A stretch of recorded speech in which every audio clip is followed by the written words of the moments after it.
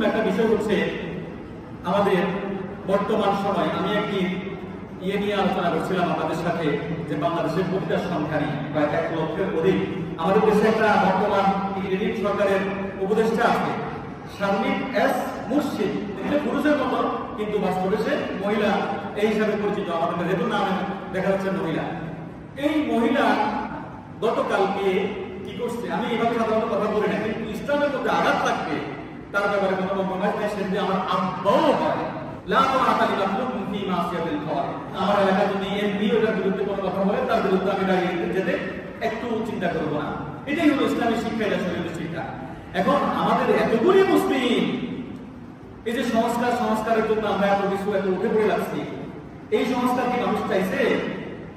ইসলামকে দেশে যৌন কর্মীদেরকে স্বীকৃতি দিয়ে এরপরে এদেরকে 2094 জনকে 10,000 টাকা করে দিয়ে কি বুঝাইতে চাই?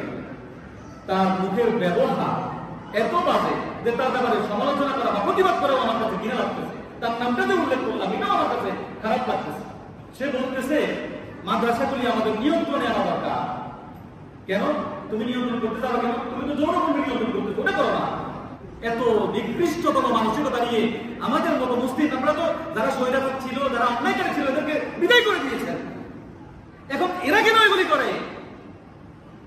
এগুলি করার পরে কিভাবে বসে থাকে? সে যৌনকর্মীদেরকে হেসে হেসে আপনার টাকা দিচ্ছে, আর অপর প্রান্তে কি বলতেছে?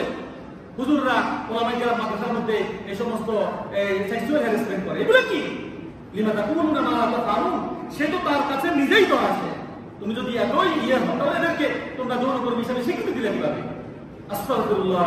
ভাই, আগে যারা অন্যায় করছে তাদের বিরুদ্ধেও প্রতিবাদ করা ফরজ ছিল, এখন যারা অন্যায় করতেছে তাদের বিরুদ্ধেও প্রতিবাদ করা ফরজ, ভবিষ্যতে যারা আসবে তারাও যদি অন্যায় করে তাদের বিরুদ্ধেও প্রতিবাদ করা ফরজ। বোর্ডের ব্যাপার যদি আছে, মানুষ এত পাগল 50 টাকা দিলে বোর্ডের নীতি নৈতিকতা পরিবর্তন করবে, এরা আবার জান্নাতের আশা করে।